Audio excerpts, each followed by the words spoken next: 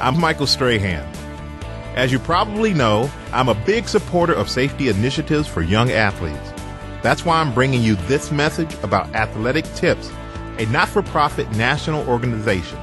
TIPS provides free education, resources, and grassroots community workshops on sports-related injuries. These programs are essential for parents, coaches, athletic trainers, and educators. They offer information and raise awareness on proper recognition, management, and prevention of concussion and other sports injuries. I invite you to watch this short video of a recent workshop held at Sun Life Stadium in Miami, Florida.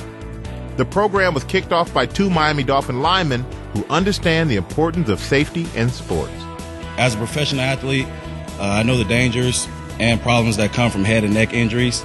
That's why it's so important for parents, coaches, teachers, and athletic trainers who are working with young athletes to have this information. I've taken a lot of hits. It's all part of the game of football. The important thing is to get in shape, stay in shape, and be prepared to take those hits.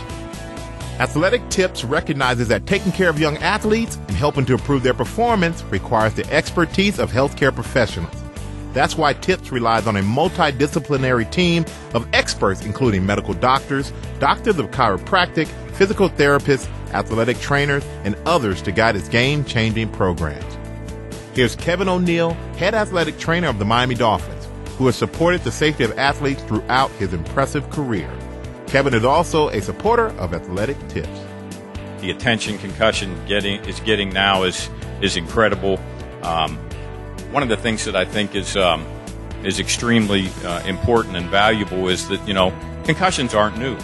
They've been around forever. I've been doing this for a long, long time, and I think what is new is the right amount of attention that they're getting now. And I think that's the critical part about what this program's about and the message that it's trying to get out. It's really a great grassroots effort of trying to get to coaches and to parents and to give them some valuable tools to help them understand what is a concussion and what to do to try to make sure it's getting the proper assessment. Athletes of every age, males and females, need to be proactive about safety, whatever sport they play. Let's listen to what the experts have to say about concussion recognition and avoidance. That's some pretty complex stuff, right? So let's break it down for you and me. What does it mean to the person who's out there on the field? What does it mean to the parent, the teacher, the coach? So it's a type of mild traumatic brain injury. It usually occurs as a result of a bump or blow or jolt to the head, but can also occur when there's a blow or a fall to the body. And this is a really important point to understand, because if an athlete is on the field and there's forces that are imparted, they take a big hit, they fall hard, and there's no impact seen to the head, that doesn't mean they don't or couldn't possibly have a concussion. So it's actually the acceleration or the forces that get created, the front to back, the rotational forces that get created when these impacts occur, that determine whether or not somebody actually has a concussion. At the end of the day, due to these forces imparted on the brain, there's actually a chemical change in the brain. Now, if we look at the global data over the last 9 years, from 2001 to 2009, the incidence, the rate of injuries of these types of concussions have increased 60%. So 60% increase over an 8-year period of ER visits for kids under 20. Now, is this due to the fact that it's more dangerous to play these sports? Or is this due to the fact that the kids are getting bigger and faster and stronger? Or is this due to the fact that we're getting better at actually identifying these types of injuries? At this point, we don't know. But we do know it's on the rise and we need to do something about it, and that's why we're here today. If they move clumsily, that's a warning sign. If you ask them questions, what's your name, what's today's date, where are you, and they can't answer very quickly, that obviously is a problem and is going to give you an indication that the athlete has suffered a concussion. If they forget their plays, so you're not really sure, maybe they had a blow or you didn't see anything happen to them, they go out on the field, they forget their play.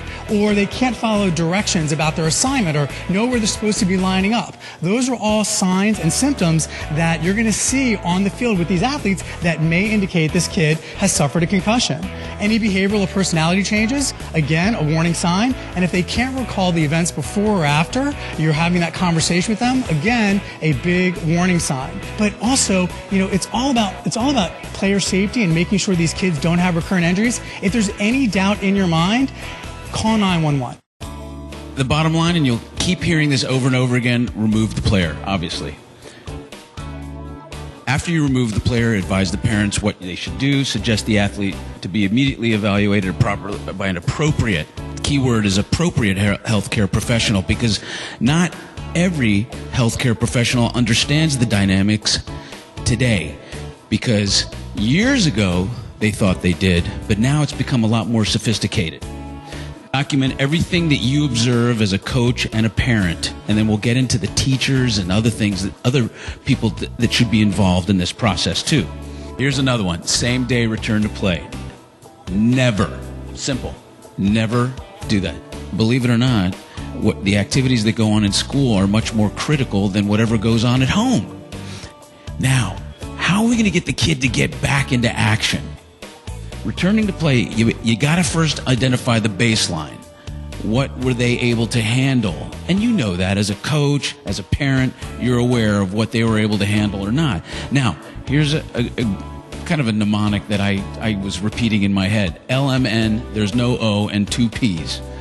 Light, moderate, no contact, but they are at full exercise, practice, and then full play. Those are the 3 ways, those are the 5 ways, the stages to go through. LMN, no O, 2P. We want to give you some things that you can walk away with as coaches, as parents. What can you start doing now to help the children that you come in contact with? Number 1, you're doing it right now. You are here because you care. We are here because we care about concussion. So number 1 is to keep learning. Do whatever it takes to take the next step to learn more about what you do. Be aware of the signs and symptoms. Real important. We'll be getting you more information on that. You can't learn enough about concussion. This is one of my favorite ones. Learn more about the kids you coach. If you're a coach and you're looking at a child that may have been concussed, I know you have kids on your team that you'll ask them, why did you line up or why did you do that during that play? And they don't know because that's just the nature of who they are. So you need to get to know your kids because some of your kids are loopy 24/7 without getting a shot to the head. So learn the kids that you coach so that you can better understand if, in fact, that person gets a concussion. Keep them hydrated. Real important, especially here in South Florida or wherever you are, whether you're inside or outside. The more hydrated your kids are, the more fluid, the more protection you're going to be able to provide that kid against concussion. And one of the things Dr. Barron talked about is if you do get a concussion, how important being hydrated is.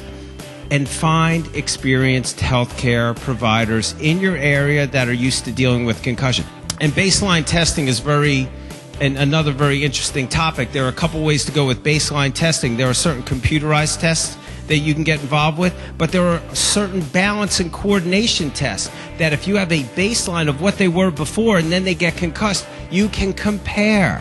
Simple, easy, takes minutes to be done. You as parents, you as coaches have to watch the games and have to watch the practices when you can. So if something does happen, you know the mechanism of the injury. A coach is not going to be able to see every single one of those kids on a soccer field. So you as parents have to help, and the way that you help is by learning. And a great place to start is the CDC. If you haven't gone through their program, it's a great foundation to start to learn about concussion. And when in doubt, you just got to hold them out. The attendees really paid attention and were very appreciative of the information. It was very informative. I found out information as a parent of things I could do to help him to hopefully avoid future concussions. I've been coaching high school, Little League for over 20 years, and in the short time I was here, the last 45 minutes, I received more valuable information than I have in those 20 years. It was very informative as a coach. This is concussions have become more and more prevalent in how we treat them. And I have a son playing now who's 13, so this was a great program, and highly recommend you guys checking it out. And I learned a lot today. I'm also a healthcare provider, so I wanted to understand it at that end, and I found it very informative, and there's things I could take home and teach my family, teach my kids, and teach also my patients and coworkers. I thought it was very helpful, very insightful, and I've got some good information of where to go to get some more information and to care for our kids and pass that on to the men's program. Athletic trainer Kevin O'Neill summed it up the best. Let's listen. We're learning so much, and things have changed so much over time. I'm very, very fortunate at the level that I work. We do neuropsychological testing on all of our players. We have a neuropsychological baseline test, so if a player has another concussion, we have something to go back to. And we're very, very diligent about making sure they get back to baseline before we would even consider them to return to play. In addition, the NFL's added a whole nother layer of that, because now, once we feel they're cleared to play, we send them to an independent neurologist, which also ensures or warrants their health to be able to return to play. And that's a great step. I think that a lot of really, really good things came out of the most recent collective bargaining agreement as it relates to some of the things going forward in concussion. And there's so much new information coming out. It's, if you have a child that's car sick, if you have a child that gets migraine headaches, those children are probably more apt to have some of the extended concussion symptoms than children that don't get that. The same thing with my players. It applies across the board. Those are things that we didn't know a while ago.